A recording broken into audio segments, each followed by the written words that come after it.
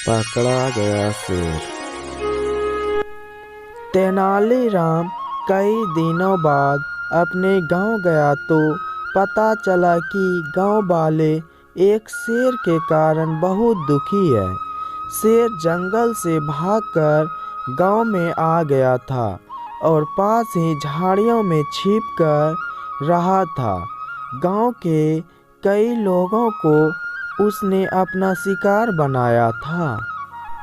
जब तेनालीराम घर पहुंचा तो एक बूढ़े आदमी ने कहा, अरे तेनालीराम, तुम्हारी चतुराई के चारों ओर खूब चर्चे हैं, तो तुम शेर के आतंक से गांव वालों को क्यों नहीं बचाते?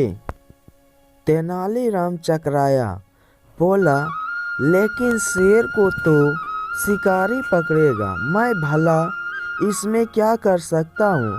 हाँ, वापस राज दरबार जाऊँगा तो किसी कुशल शिकारी को यहाँ भेज दूँगा जो आप लोगों को शेर के आतंक से मुक्त कराए। तब तक तो यह दुष्ट शेर और काइयों को अपना शिकार बना लेगा। जो तुमसे हो सकता है करो, तुम्हारे लिए यह इतना मुश्किल तो नहीं है। उस बूढ़े आदमी ने थोड़ी नाराजगी से कहा। गांव में एक युवक तेनालीराम से बहुत जलता था। उसने तीखे कटाक्ष के साथ कहा, अरे रहने दीजिए, इनकी चतुराई तो राजमहल में ही चलती है, गांव में आते ही सारी चतुराइयाँ हवा हो जाती है। यह भला क्या करेगा और क्यों करेगा? तेनालीराम कुछ बोला नहीं, चुप रहा। अगले दिन उसने पता लगाया कि शेर अक्सर गांव की बाहरी सीमा पर पूरब से पश्चिम की ओर जाता है। वहीं उसके पैरों के निशान थे।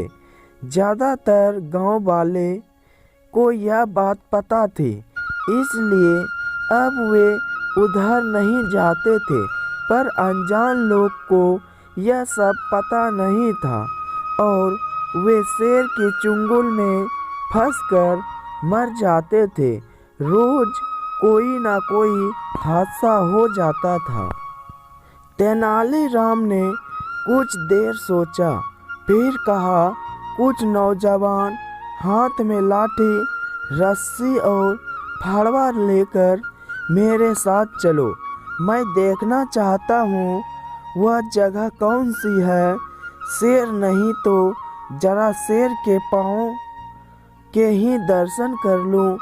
सुनकर सब मुस्कुराए। आखिर तेनालीराम सबके साथ उस जगह पहुँचा जहाँ शेरों ने ज़्यादातर लोगों का शिकार किया था।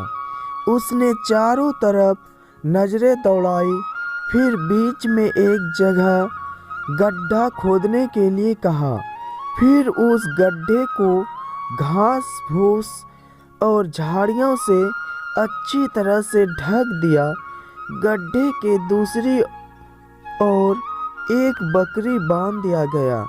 फिर सब एक ऊंचे मचान पर बैठ गए।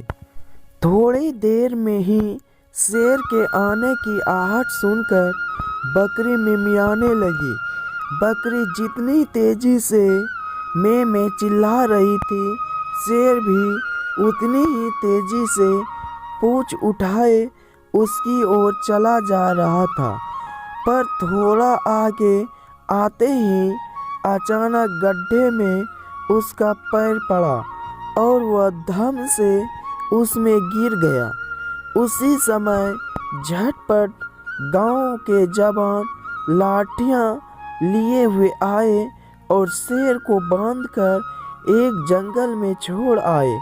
फिर जंगल और गांव के बीच बड़े बड़े कटीले तार लगवाए दिए गए।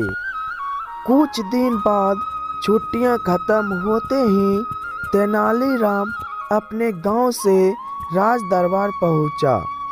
तब तक शेर को पकड़ने का किस्सा भी विजयनगर में पहुंच चुका था। राजा कृष्णदेव राय ने तेनालीराम से पूछा, सुना है तेनालीराम तुमने गांव में कई शेर पकड़ा है, तुम्हें डर नहीं लगा? तेनालीराम हंसकर बोला, महाराज, यहाँ राज दरबार में ऐसे ऐसे महान शूरवीरों के व्यंग बाण झेलता हूँ और उन्हें भी बर्दाश्त करता हूँ, तो फिर भला जंगल का एक आदान सा शेर मेरा क्या बिगाड़ लेता? यह सुनकर महाराज हंस पड़े, परंतु मंत्री और राज दरबारी कुछ झेप गए थे।